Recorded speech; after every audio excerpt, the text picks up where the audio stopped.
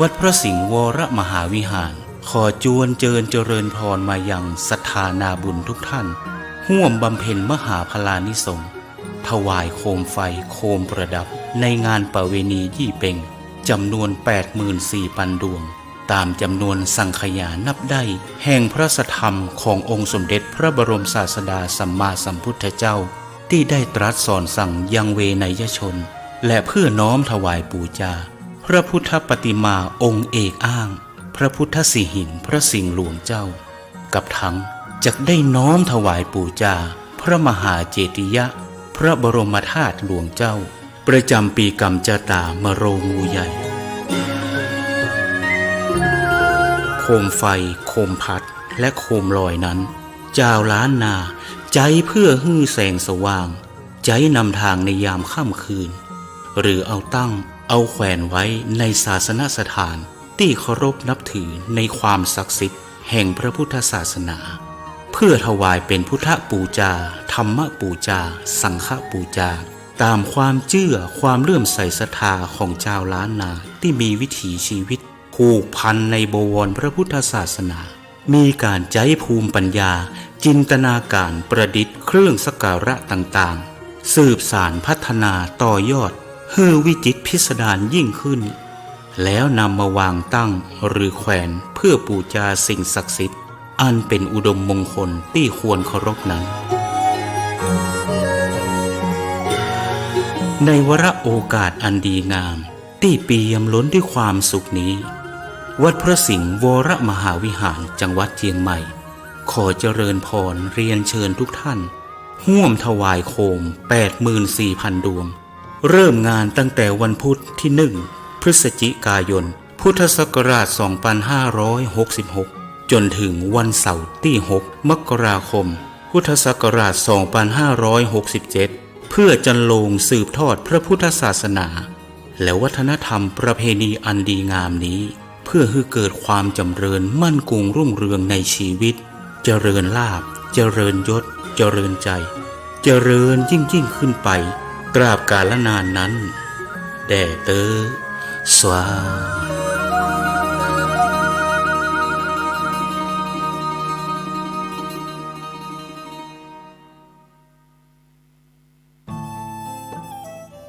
ท่านกำลังติดตามรับฟังสถานีวิทยุกระจายเสียงพระพุทธศาสนาแห่งชาติและสังคมคลื่นเพื่อการศึกษาพระพุทธศาสนาและวัฒนธรรมระบบ FM 104.5 เมกะเฮิรตซ์ รายการต่อไปเป็นรายการคดีโลกคดีธรรม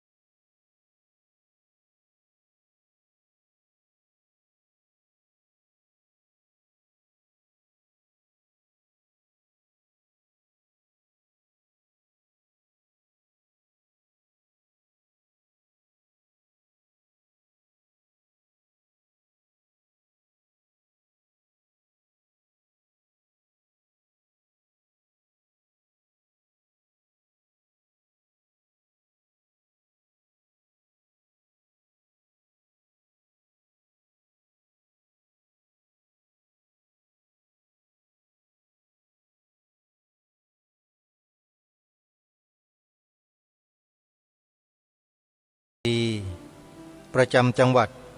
101และสถานีเครือข่ายและท่านสามารถติดตามรับฟังรายการนี้ผ่านทางโทรศัพท์มือถือได้ โดยการดาวน์โหลดแอปพลิเคชันที่ชื่อว่าวิทยุพุทธศาสนาทั่วไทยวิทยุพุทธศาสนาทั่วไทยเป็นแอปพลิเคชันหนึ่งเดียวที่รวบรวมสถานีวิทยุพระพุทธศาสนาแห่งชาติประจำภูมิภาคต่างๆของประเทศไทยไว้รวมกันมีมากถึง47สถานีทั่วประเทศไทยท่านสามารถที่จะเลือกรับฟังสถานีวิทยุประจำภูมิภาคของท่านได้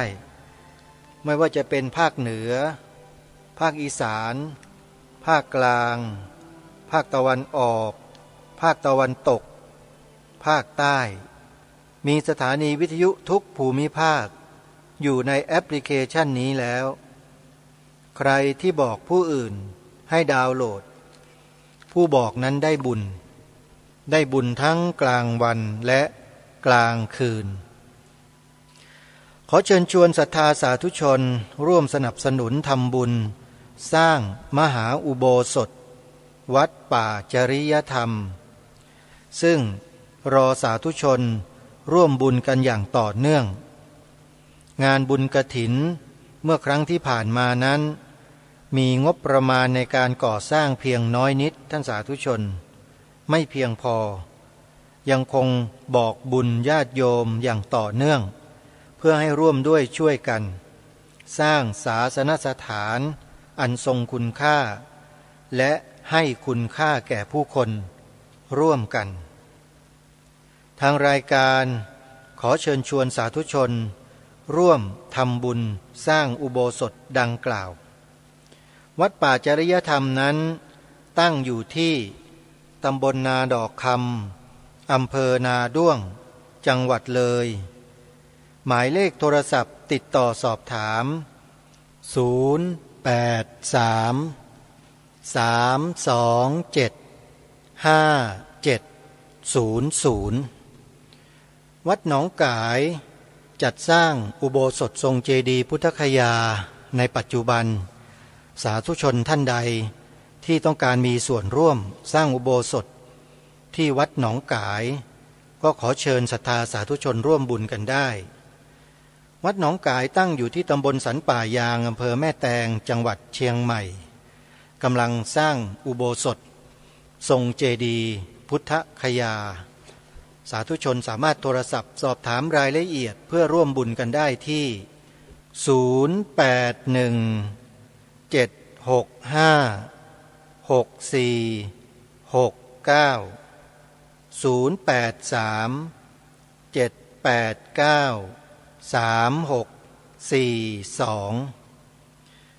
วัดศรีอุดมวงศ์ตำบลศรีสงครามอำเภอวังสะพุงจังหวัดเลยจะจัดทำบุญใหญ่ฉลองอุโบสถที่เพิ่งจะสร้างแล้วเสร็จในเดือนมกราคมปีหน้าปีพระพุทธศักราช 2568 ระหว่างวันที่ 18 ถึง 28 มกราคมสาธุชนท่านใดจะร่วมกิจกรรมทำบุญสนับสนุนการจัดงานฉลองอุโบสถวัดศรีอุดมวงศ์ติดต่อขอร่วมเป็นเจ้าภาพกับทางวัดได้ที่หมายเลขโทรศัพท์089-840-4968วัดบ้านปลาคูนตำบลท่าหาดยาวอำเภอโพนทรายจังหวัด101เป็นวัดที่ทำงานด้านการเผยแผ่สอนธรรมะให้ความรู้ธรรมะแก่บรรดาเด็กเยาวชนและประชาชนโดยทั่วไปเป็นพื้นเป็นหลักและวัดนี้ก็มีศาสนสถานที่ต้องบูรณะปฏิสังขรณ์ต่อเนื่องกันเป็นปกติเหมือนกับวัดอื่นๆทั่วไปญาติโยมโดยเฉพาะงานเผยแผ่พระพุทธศาสนาของที่นี่นั้นทำได้ผสมผสานกลมกลืนกับวัฒนธรรมประเพณีของท้องถิ่นเป็นอย่างดีมีประชาชนติดตามรับฟังสถานีวิทยุที่นี่เยอะท่านใดจะสนับสนุนการทำงานเผยแผ่ธรรมกับวัดบ้านปลาคูนโทรศัพท์ร่วมบุญได้ที่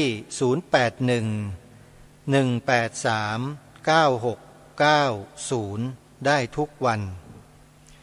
วัดอารามมงคลตำบลยางตลาดอำเภอยางตลาดจังหวัดกาฬสินธุ์เป็นสำนักเรียนพระปริยัติธรรมแผนกสามัญเป็นสำนักเผยแผ่ธรรมสถานีวิทยุพระพุทธศาสนาอยู่ที่นี่สาธุชนที่จะร่วมสนับสนุนทำบุญกับวัดอารามมงคลเพื่อส่งเสริมการศึกษาพระภิกษุสงฆ์สามเณรติดต่อสอบถามรายละเอียดที่หมายเลขโทรศัพท์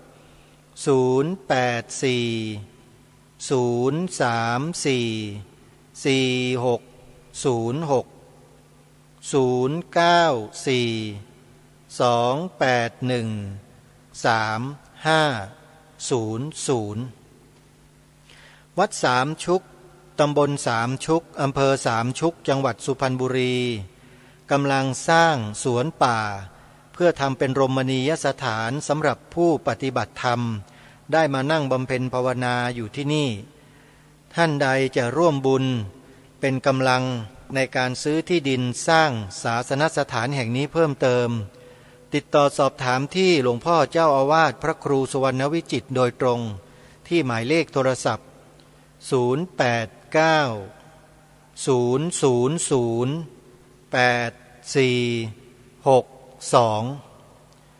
วัดฝายหินตำบลสุเทพอำเภอเมืองจังหวัดเชียงใหม่เจ้าอาวาสท่านเป็นนักประชาสัมพันธ์นักเผยแผ่เป็นจิตอาสาทำงานเพื่อปวงประชามาโดยตลอดวัดวาอารามต่างๆก็ได้ใช้บริการสถานีวิทยุวัดฝายหินอยู่เป็นประจำเพราะฉะนั้นวัดนี้เป็นวัดที่ทำงานเพื่อประโยชน์ส่วนรวมโยมใครจะสนับสนุนงานเผยแผ่ธรรมสนับสนุนการทำความดีผ่านวัดนี้โทรศัพท์ไปที่เจ้าอาวาสโดยตรงได้ที่หมายเลข0879152924อนุโมทนาบุญทุกท่านสวนป่าสามัคคีธรรมตำบลบ้านผืออำเภอจอมพระจังหวัดสุรินทร์เป็นสถานที่ปลูกป่าเป็นรมณียสถานจะจัดงานเป็นครั้งแรกในรอบ5 ปีใช้ชื่องานว่าเปิดป่าฟังธรรมได้อาราธนานิมนต์พระสงฆ์ซึ่งเป็นนักเผยแผ่ธรรมอยู่ในต่างจังหวัดมาร่วมแสดงธรรมกันตลอดทั้งคืนของวันที่14 ธันวาคมไปจนถึงรุ่งเช้าวันที่15 ธันวาคมตอนนี้ได้อาราธนานิมนต์ไว้แล้ว15 รูปอาจจะเพิ่มขึ้นมากกว่านี้ดูสถานการณ์นะโยมนะงานแบบนี้จัดแบบนี้จัดยากโยมไม่ใช่จัดง่ายๆนิมนต์พระแสดงธรรมขึ้นธรรมาสน์ครั้งหนึ่งเป็น10รูปเนี่ยไม่ใช่เรื่องง่ายนะโยมและการทำงานก็ต้องใช้งบประมาณใช้ทุนพอสมควรถามว่าทำแล้วได้ประโยชน์อะไรได้ปัญญาได้ความรู้ใครที่ไม่เคยนั่งฟังธรรมสอดแจ้งคือฟังตลอดทั้งคืนไม่นอนเนี่ยโยมมาทดสอบที่เวทีของสวนป่าสามัคคีธรรมได้เลยอาตมาภาพกำลังเตรียมสถานที่ไว้รองรับญาติโยมอย่ามากันเยอะเกินนะโยมนะไม่มีที่อยู่อาศัยกันนะเพราะสถานที่นั้นเป็นสถานที่แคบๆเล็กๆไม่ใหญ่โตเท่าไหร่จุญาติโยมได้ก็ประมาณ 200-300 คนก็ถือว่าหนาแน่นกันพอสมควรแล้วถ้ามากันเยอะกว่านั้นเนี่ยญาติโยมจะลำบากกันนะโยมใครต้องการบำเพ็ญบารมีในช่วงตลอดคืน1 คืนเนี่ยนะสนามนี้ถือว่าเป็นสนามทดสอบเป็นอย่างดีเลยทีเดียวเพราะไม่มีอาคารสถานที่ให้นั่งโยมมีแต่ลานที่เป็นดินกับหญ้าตอนนี้ก็ได้ให้คนงานเนี่ยเก็บหญ้าที่มันมีหนามพวกไมยราบเนี่ยให้เก็บย้ายออกไปที่อื่นย้ายไปไหนก็ได้อันนี้บอกให้เขาย้ายไปแต่เขาจะย้ายไปที่ไหนก็ไม่รู้นะบอกย้ายออกให้หมดเลยเพราะเดี๋ยวญาติโยมมานั่งแล้วจะเจ็บจะลำบากกันก็ได้จัดเตรียมสถานที่อยู่เรื่อยๆนะโยมนะเมื่อเร็วๆนี้โยมอารีเฮมรำ มนุษย์รากหญ้ายอดพ่อค้าหัวใจทรนงประจำจังหวัดสุรินทร์บุรีรัมย์เนี่ยนะก็มาตัดหญ้าเป็นจิตอาสาตัดหญ้าแต่งหญ้าที่สวนป่าสามัคคีทำให้สวยงามเลยทีเดียวต้องอนุโมทนาบุญกับโยมอารีเฮมรำแล้วก็พร้อมด้วยคณะที่ใจบุญนะโยมมาตัดมาทำให้ฟรีตลอดงานเลยคือตั้งแต่เดือนพฤศจิกายนนี้ไปตลอดทั้งเดือนจนถึงธันวาคมเนี่ยโยมอารีเฮมรำพร้อมด้วยคณะจะเข้ามาตระเตรียมทำความสะอาดพื้นที่ให้สวยงามเลยนะอันนี้ต้องขออนุโมทนาบุญอย่างยิ่งนี่แหละเขาเรียกว่าใช้กำลังกายมาทำบุญไม่ต้องใช้ปัจจัยใช้เงินอะไรมากเลยเพียงแค่ซื้อน้ำมันนะใส่รถใส่เครื่องตัดหญ้าแล้วก็มาทำบุญได้เลยเห็นไหมโยมและสิ่งที่ต้องการตอนนี้ของสวนป่าสามัคคีธรรมนะโยมนะ1เต็นท์สีขาวที่เราต้องเช่าจากร้านมาตั้งเพื่อป้องกันฝนและน้ำค้างนะอย่างน้อยก็เป็นประโยชน์แก่ญาติโยมถ้าหากว่าฝนฟ้าตกลงมาเนี่ยเต็นท์เหล่านี้ก็จะช่วยกำบังฝนให้ได้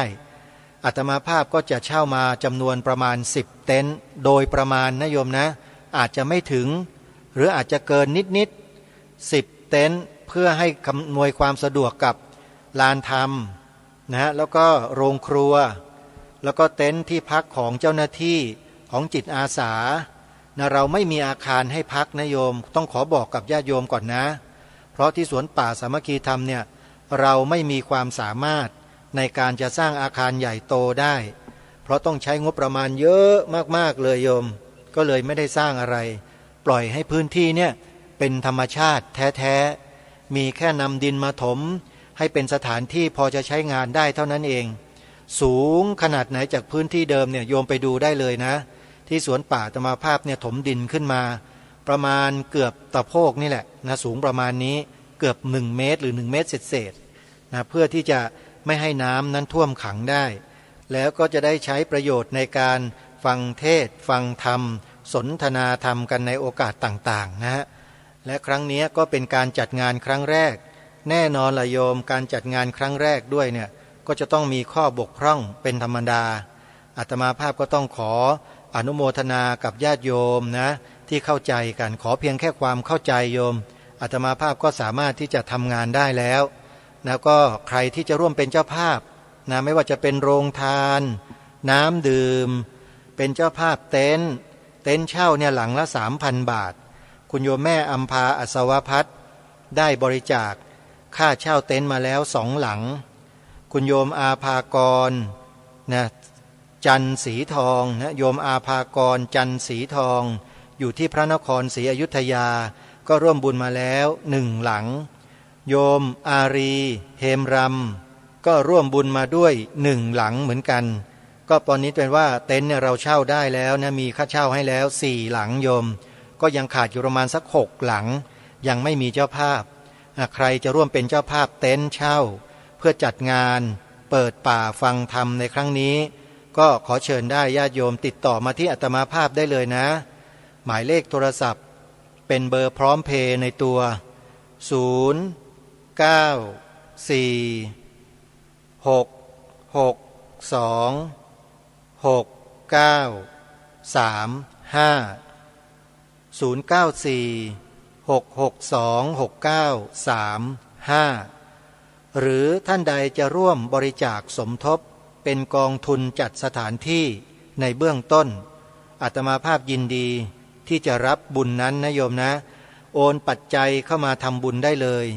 ที่หมายเลขบัญชีธนาคารไทยพาณิชย์หมายเลขบัญชี11421421491142142149114 ขออนุโมทนาสาธุบุญกับทุกท่านไว้ณโอกาสนี้วันนี้รายการคดีโลกคดีธรรมจะได้นำบทความในหนังสือพุทธศาสนสุวรรณภูมิปกรณ์มาอ่านให้สาธุชนได้ฟังกันต่อเนื่อง แต่ขอทำความเข้าใจในเบื้องต้นนี้ก่อนว่าในหนังสือช่วงที่กำลังอ่านอยู่นี้เนี่ยที่บริเวณด้านล่างบรรทัดช่วงท้ายๆเนี่ยจะมีฟุตโนตเป็นคำอธิบายพิเศษที่ท่านเจ้าคุณพระราชกวีอ่ำธรรมทัตโตท่านได้พิมพ์ลงไว้หน้าด้านล่างของแต่ละหน้าซึ่งจะทำการอ่านตัวข้อความหลักให้หมดไปเสียก่อนในช่วงหนึ่งตอนหนึ่งแล้วก็จะย้อนกลับมาอ่านตัวฟุตโนตซึ่งเป็นคำอธิบายอยู่ด้านล่างเนี่ยให้ท่านผู้ฟังฟังตามไปเพื่อให้เกิดความเข้าใจ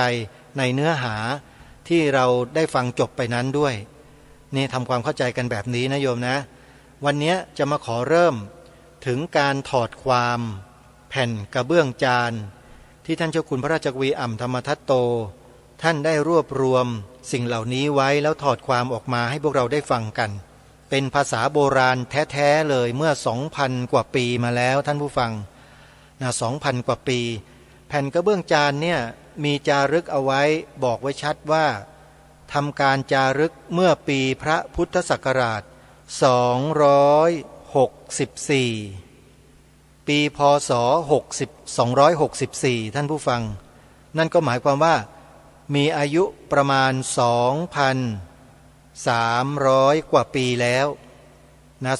2,300 กว่าปีแต่ยังคงสภาพที่ดีอยู่ได้ข่าวว่าแผ่นกระเบื้องนี้เนี่ยมีความแกร่งเป็นพิเศษเหมือนกับเหล็กเลยท่านว่าอย่างนั้นอย่างไรก็ตามก็ยังไม่ได้เห็นของจริงนะโยมนะซึ่งอาตมาภาพเกือบจะได้เห็นแล้วล่ะเดินไปที่วัดโสมนัสวิหารเมื่อเดือนที่แล้วเข้าไปแล้วไปพบพิพิธภัณฑ์แล้วไปยืนอยู่หน้าประตูแล้วแต่เข้าไปไม่ได้เพราะถูกปิดกุญแจไว้ที่เข้าไปไม่ได้ไม่ใช่ว่าเขาไม่เปิดเขาเปิดเป็นเวลาคือวันเสาร์วันอาทิตย์วันนักขัตฤกษ์หรือมีการนัดที่จะเข้ามาเยี่ยมชมเป็นหมู่คณะเขาก็จะเปิดให้เข้าชมกันสำหรับอาตมาภาพนั้นจะต้องได้เข้าไปแน่นอนแต่ไม่รู้ว่าวันไหนเท่านั้นเองญาติโยมใครที่ต้องการจะเข้าเยี่ยมชมแผ่นกระเบื้องจานเมืองคูบัวที่มีลายลักษณ์อักษรโบราณบันทึกไว้ถอดความออกมาโดยท่านเจ้าคุณพระราชกวีอ่ำธรรมทัตโตวัดโสมนัสวิหารแล้วท่านก็เรียบเรียงเป็นรูปเล่มไว้แล้วนำมาอ่านให้สาธุชนได้ฟังอยู่ในขณะนี้นี่แหละก็มาดูกันได้นะโยมนะเดี๋ยวอาตมาภาพจะขออ่านบทความนี้ไปเรื่อยๆให้พวกเราได้ฟังกันว่าความที่มีปรากฏอยู่ในแผ่นกระเบื้องที่มีอายุถึง 2,300 กว่าปีเนี่ยแล้วยังคงสภาพที่ดีอยู่ได้เขาเขียนไว้ว่าอย่างไรพออ่านความหลักเหล่านี้จบก็จะมาอ่านฟุตโนตซึ่งเป็นคำอธิบายเพิ่มเติมของท่านเจ้าคุณท่านให้พวกเราได้ฟังกันต่อเนื่องเดี๋ยวเรามาติดตามรับฟังพร้อมกันแผ่นกระเบื้องลำดับที่662หน้า2กูแลสางหมายความว่าตัวขุนสวงกับนางสางเขาใช้คำจารึกว่ากูแลสางในเมื่อล้านล้นหลายพันปีเมื่อเป็นผีฟ้าแสงชื่อขุนสวงและขุนหญิงสางอยู่ดอมกันเถิงมื้อนี้คืออยู่ร่วมกันมาถึงวันนี้เมื่อนั้นกูเฝ้าเย้มสอนนั่งหัวจอมฟ้าเว้าสอนได้ในวงเล็บแผ่น716หน้า1-2วงเล็บปิดสวงว่า1คนเหลืองสวงสางเมื่อนานหลายนี้ชื่อคนแลเมืองสวงเมื่อก่อน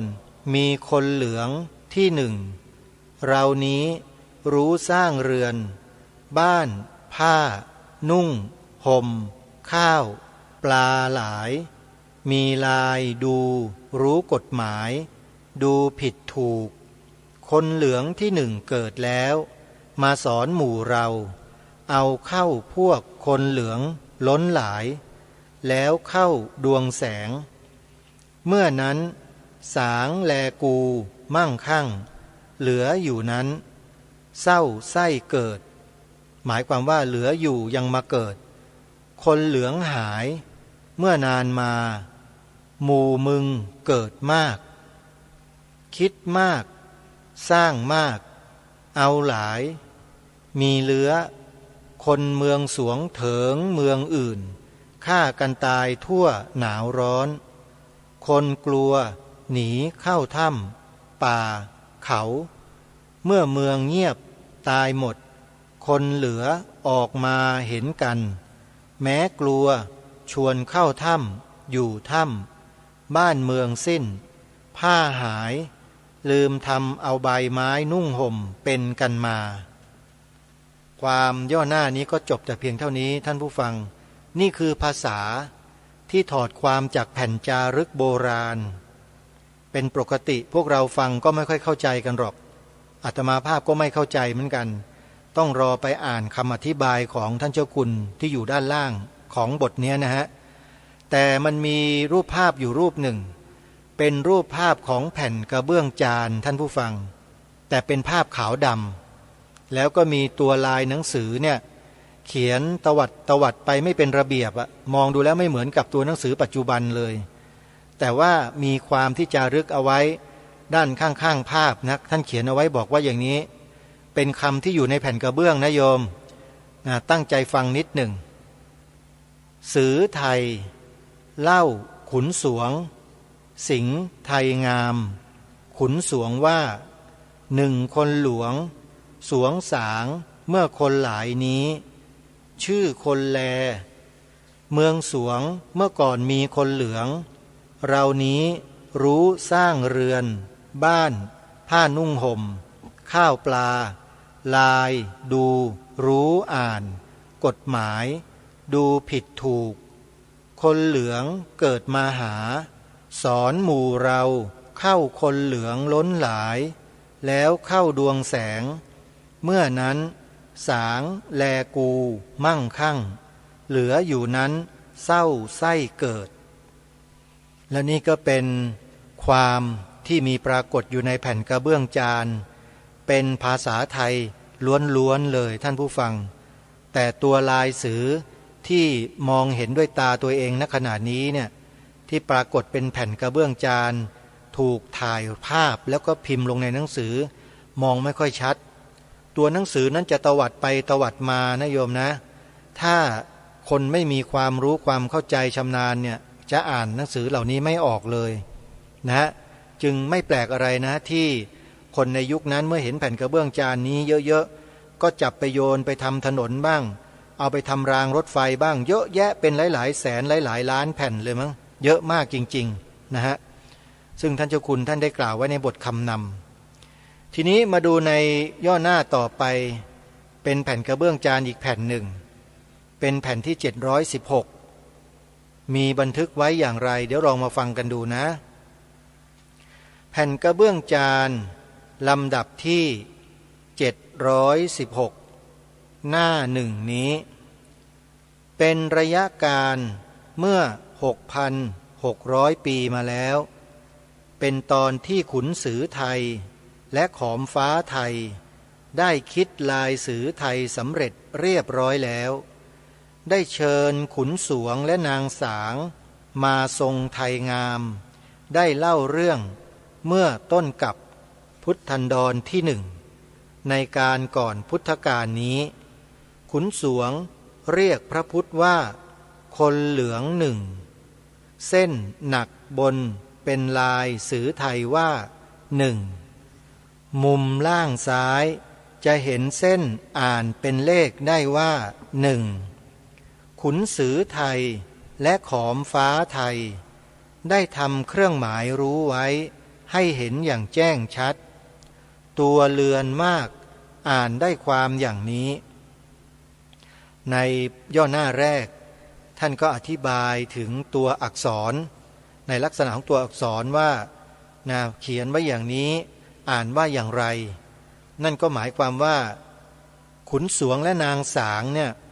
เรียกพระพุทธเจ้าพระกุกุสันทะในสมัยพุทธันดรที่หนึ่งว่าคนเหลือง บอกว่ามีคนเข้ามาอยู่ในฝ่ายของคนเหลืองเนี่ยเป็นจำนวนมากนั่นก็คือการนับถือพระพุทธศาสนาของคนในยุคนั้นน่ะมีเยอะมีมากก็แปลว่าคนสมัยนั้นก็มีบรรลุธรรมกันแล้วท่านผู้ฟังจริงไหมฮะแล้วขุนสวงนางสางแล้วก็ลูกๆหลานๆเหลนๆลือๆทั้งหลายเนี่ยก็นับถือศาสนาพุทธกันมา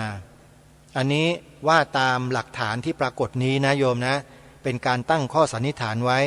เพราะเมื่อนับถือแล้วเนี่ยก็จะต้องสืบทอดสืบต่อกันมาแน่นอนแต่จะเป็นอย่างไรรายละเอียดนั้นเราก็ต้องดูกันต่อไปมาดูในย่อหน้าที่2ท่านเขียนไว้อย่างนี้ว่าได้อ่านและรู้เรื่องขึ้นอย่างนี้ทั้งมีเครื่องหมายเลข1เห็นอยู่ด้วยและยังมีองค์ที่2ที่3อยู่จะได้ใส่ในตอนต่อไปทั้งนี้เพื่อยืนยันเรื่องเดิมของเราว่าของเรานั้น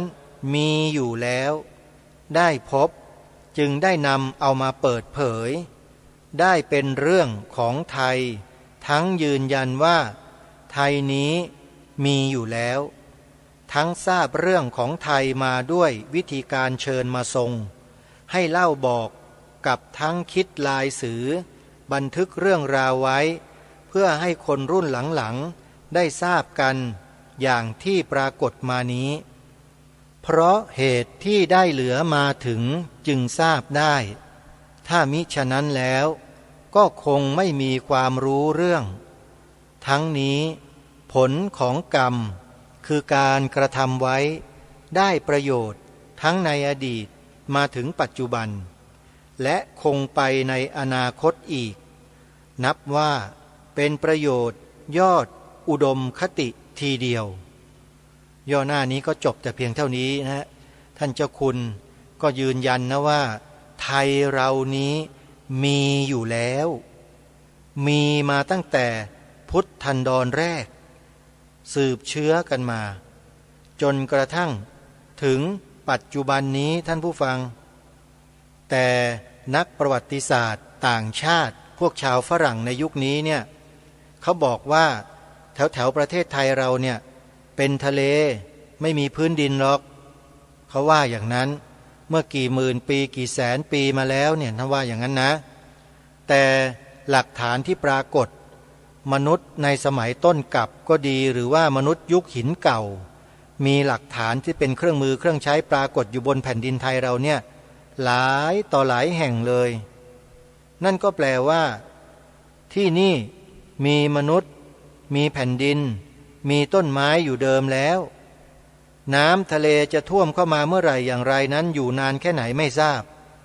แต่ตรงนี้เคยเป็นแผ่นดินไม่รู้กี่ล้านปีมาก็ไม่ทราบตั้งแต่โลกใบนี้ก่อตัวขึ้นมาแล้วก็มีอภัสรพรหมนะเหาะลงมากินง้วนดินแล้วก็เสื่อมนะฌานเสื่อมแสงเสื่อมกลายเป็นมนุษย์ต้นกลับนี่แหละแล้วก็สืบสายพงเผ่าพันธุ์กันมาเรื่อยๆจนกระทั่งพระสัมมาสัมพุทธเจ้าพระองค์แรกพระกกุสันโธพุทธเจ้าทรงอุบัติขึ้นมาในโลกในยุคต้นตอนนั้นพุทธันดรผ่านก็มีพุทธันดรที่สองพระพุทธเจ้าพระองค์ที่สองก็มาอุบัติขึ้นในโลกอีก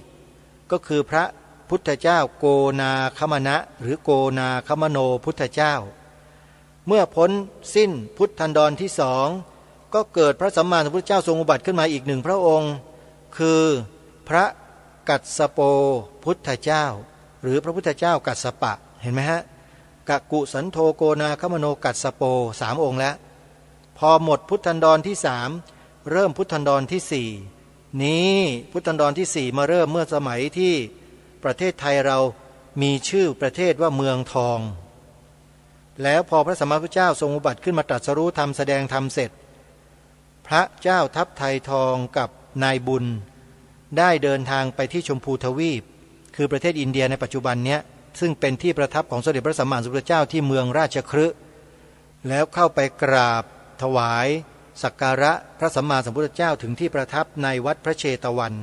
แล้วก็ได้สดับพระธรรมเทศนาจนกระทั่งพระเจ้าทัพไทยทองบรรลุเป็นพระโสดาบันส่วนนายบุญมีความเลื่อมใสศรัทธาถึงพระรัตนตรัย แล้วก็ขอบวชต่อพระพักของพระสัมมาสัมพุทธเจ้าพระสัมมาสัมพุทธเจ้าก็ทรงประทานให้อุปสมบทแล้วพระปุณณะก็เดินทางกลับมาสู่สุวรรณภูมิในสมัยนั้นเป็นสุวรรณภูมิแล้วนะฮะแล้วก็มาเป็นสมณธรรมจนกระทั่งบรรลุเป็นพระอรหันต์องค์แรกของเมืองไทยนี่เรื่องราวเป็นมาอย่างนั้นเมื่อกล่าวถึงพุทธันดรแล้วก็กล่าวให้สุดไปเลยโยมแล้วยังเหลือพระพุทธเจ้าอีกหนึ่งพระองค์นะที่ยังไม่ได้มาอุบัตินะเมื่อสักครู่นี้เป็นพุทธันดรที่ 4ยังอยู่ปัจจุบันนี้เรายังอยู่ในช่วงพุทธันดรที่ 4ของพระสัมมาสัมพุทธเจ้าที่มีพระนามว่าโคตมะพระโคตมะสัมมาสัมพุทธเจ้าพระโคดมของเราเจ้าชายสิทธัตถะนี่แหละโยม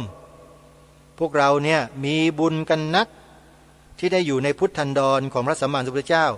เพื่อให้เรานั้นเลือกบำเพ็ญบารมีให้เต็มเหนี่ยวเลยโยมเห็นไหมถ้าไม่มีคำสอนของพระสัมมาสัมพุทธเจ้าเราจะได้บำเพ็ญบารมีกันอย่างนี้ไหมไม่มีทางนี่ขนาดว่ามีคำสอนที่สมบูรณ์ที่บริบูรณ์ที่สุดแล้วนะก็ยังมีคนมาลักลั่นมาสอนธรรมะฟาสต์ฟู้ดธรรมะแดกด่วนอย่างที่ปรากฏอยู่ในโซเชียลในปัจจุบันนี้กันเยอะแยะไปหมดเลยบางคนก็เก่งอภิธรรมนะแต่เวลาพูดออกมาจากปากเนี่ยอาตมาภาพคิดว่าอะไรมันหลุดออกมาก็ไม่รู้มาด่าพระว่าเป็นพวกมหาโจรกันทั้งบ้านทั้งเมืองเนี่ยอย่างนี้ก็มีนะไม่ใช่ไม่มีเนี่ยถ้าใครอยากจะรู้ว่าเป็นใครเป็นยังไงก็ไปติดตามรับชมคลิปของพระมหาอุเทนปัญญาปริทัศน์ในชื่อคลิปว่าทูตเทวทัตทุจินไปฟังดูท่านจะทราบว่าคือใครพูดยังไงแล้วท่านพระมหาอุเทนปัญญาปริทัศน์เปลี่ยนธรรม9ประโยควชนสงครามเนี่ยตอบโต้ไปยังไงแล้วยกพระบาลีอรรถกถาดีกาขึ้นมากล่าวมาแสดงอธิบายอย่างไรถ้าเราไม่ฟังเราก็จะไม่รู้ก็จะถูกคนคนนั้นน่ะตู่เอาตลอดเวลาเลยว่าพระสงฆ์ไม่ดีพระสงฆ์เป็นพวกมหาโจรพวกเราก็ไปหลงเชื่อคนพวกนั้นกันหมดเพราะฟังมาไม่ดีสืบมาไม่ดีพอเรียนมาไม่ดีพอก็ไปหลงเชื่อคนง่ายๆพอเขาบอกว่าพระรับเงินแล้วเป็นมหาโจรเราก็เชื่อไปหมดเลยใช้ไม่ได้แบบนี้ยังใช้ไม่ได้นะต้องปรับทัศนคติกันใหม่นะท่านผู้ฟังอย่าไปคล้อยตามสื่อพวกนี้คนพวกนี้กันให้มากพวกทูตเทวทัตทุจินเนี่ยโยมนะใครอยากรู้ว่าเป็นยังไงติดตามคลิป YouTube ของพระมหาอุเทนปัญญาปริทัศน์ในชื่อคลิปว่าทูตเทวทัตทุจินไม่ทราบว่าจดทันกันหรือเปล่านะมีคลิปที่ท่านพูดเกี่ยวกับเรื่องเดียวกันนี้ไว้เนี่ย6คลิป6ตอนเรื่องพระจับเงินรับปัจจัยญาติโยมเนี่ยท่านพระอาจารย์มหาอุเทนท่านกล่าวไว้แสดงไว้อยู่ว่ามีเหตุมีผลยังไงอาศัยมหาประเทศ4มาจับมาถือมายึดเป็นหลักในการพิจารณาพระธรรมวินัยของพระสัมมาสัมพุทธเจ้าแล้วการรับปัจจัยจากญาติโยมเป็นไปได้หรือไม่แล้วถึงกับทำให้ศาสนาพุทธเสื่อมสลายไปจากโลกในเวลาทันทีทันใดไหมโอ้ยถ้ามันเป็นอย่างนั้นจริงมันก็เสื่อมมาตั้งเมื่อ 2,000 กว่าปีมาแล้วดิใช่ไหมโยมพระสงฆ์เราเนี่ยทำอะไรเนี่ยรักษา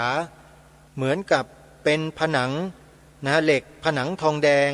ห่อหุ้มสิ่งอันทรงคุณค่าคือคำสอนของพระสัมมาสัมพุทธเจ้าเอาไว้ภายในได้อย่างงดงามมากถึงแม้ว่าพระสงฆ์ท่านจะอยู่เปลือกนอกเป็นเพียงเนื้อเป็นเปลือกที่ทนต่อแสงต่อแดดต่ออะไรต่อไม่อะไรที่มากระทบกระทั่งท่านก็ยอมนะยอมเพื่อที่จะรักษาพระธรรมวินัยไว้ให้บุคคลผู้มีบุญมีกุศลเนี่ยได้ไปสัมผัสได้ไปเรียนรู้ปฏิบัติจนกระทั่งบรรลุถึงพระนิพพานเนี่ยนี่ถือว่าเป็นการบำเพ็ญบารมีกันอาตมาภาพก็ไม่มีปัญญาที่จะบรรลุไปได้หรอกโยมชาติเนี้ยก็คงจะขอยกยอดไปกันแล้วกันแต่ชาตินี้ก็ขอบำเพ็ญตนคล้ายๆกับพระโพธิสัตว์ขอเป็นอย่างนั้นก็พอโยมจิตใจเราสามารถรู้ได้ด้วยตัวเราเองคนอื่น ใครไม่สามารถจะรู้ได้นะ เราทำอะไรคิดอะไรพูดอะไรเรานั่นแหละเป็นผู้ที่รู้คนเดียวคนแรกคนอื่นไม่รู้เท่าเราเพราะฉะนั้นเราจะทำจะพูดจะคิดอะไรแต่เราย่อมรู้คนอื่นถึงจะไม่รู้แต่เรานั่นแหละคือผู้รู้จักตัวเราเองฉะนั้นทำอะไรทำนะโยมนะเวลาเหลือไม่มากสำหรับชีวิตคนเราเนี่ยอย่าประมาทกับชีวิตนะไม่มีอะไรที่แน่นอนไม่มีนะแน่นอนคำว่าแน่นอนไม่มีพระพุทธเจ้าตรัสรู้ธรรมญายธรรมทั้งหลายทั้งปวงทั้งในโลกนี้ทั้งในจักรวาลทั้งในโอกาสโลกแสนล้านโกฏจักรวาลมีสภาวะเดียวกันเกลี้ยงเลยไม่มีเหลือเลยโยมตกอยู่ในสถานะเดียวกันหมดคืออนิจจังทุกขังอนัตตาหาความเป็นตัวตนเราเขาบุคคลไม่ได้ไม่มีแท้จริงแล้วไม่มีอะไรเป็นตัวตนบุคคลเราเขาไม่มีเลยมีแต่สภาวะธรรมล้วนๆสภาวาในพระบาลีในมาติกาพระสัมมาสัมพุทธเจ้าตรัสแสดงแก่เหล่าสาวกถึงเรื่องมาติกาทั้ง22ติกะกุศลธรรมะอกุศลธรรมะพยากตาธรรมาเนี่ยเวลาแปลความเนี่ยก็จะต้องบอกด้วยว่าสภาวาเป็นเพียงสภาวะเกิดขึ้นตั้งอยู่ดับไปหมดทุกอย่างไม่มีเหลือแม้แต่พระนิพพานเอง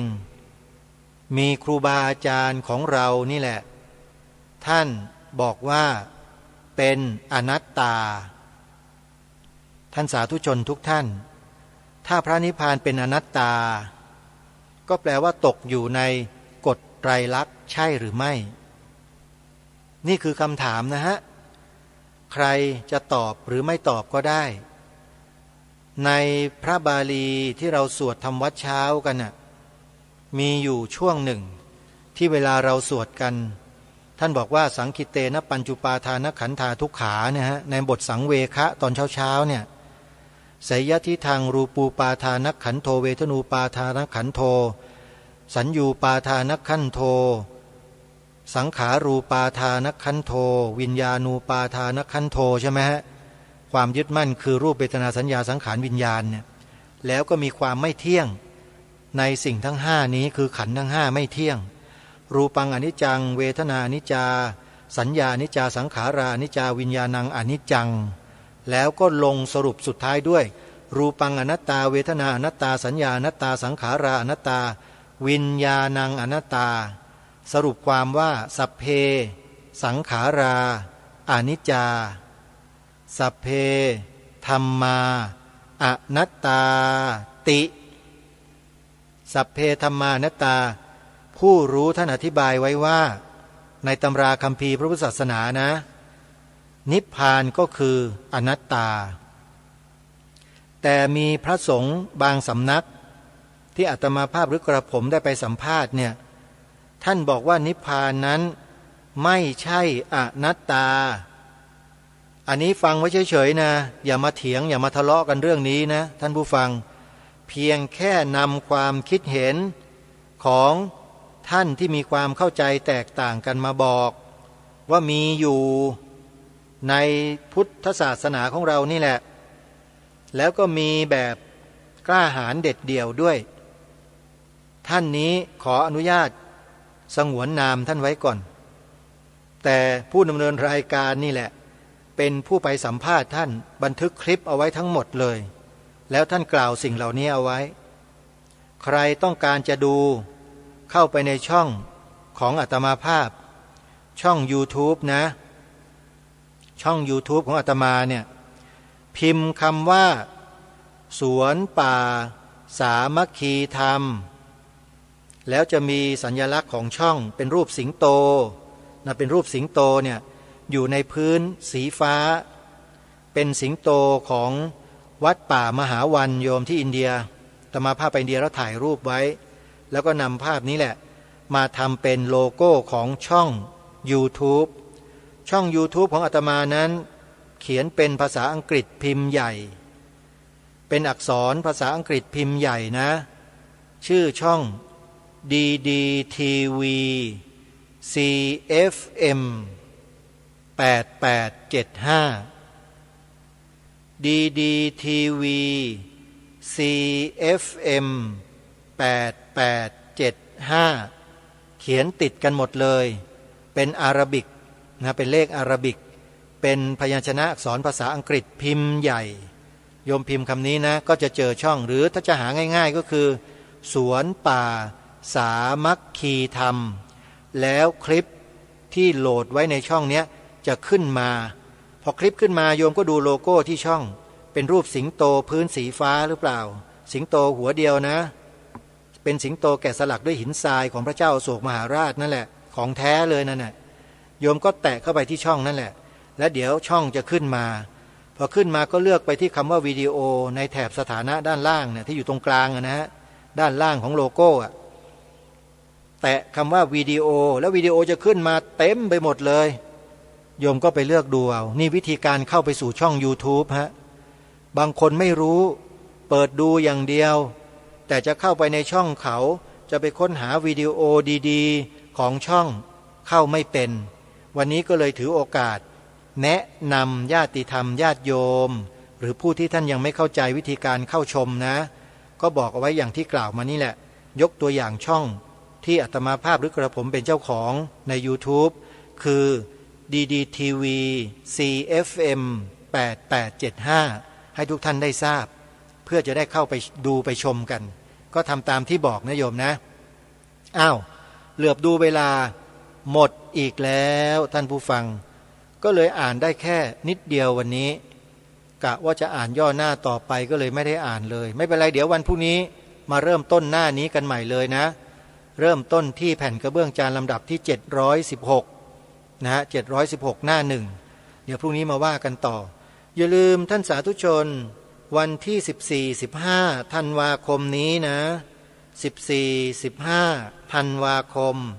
พระพุทธศักราช2567สวนป่าสามัคคีธรรมจัดงานเปิดป่าฟังธรรมครั้งแรกในรอบ5 ปีสาธุชนที่จะไปร่วมงานขอเชิญได้แต่ในเบื้องต้นนี้ก็ได้บอกบุญกับญาติโยมร่วมกันเป็นเจ้าภาพจัดสถานที่กันโยมเราจะได้มีที่นั่งมีที่อาศัยหลบแดดหลบฝนกันได้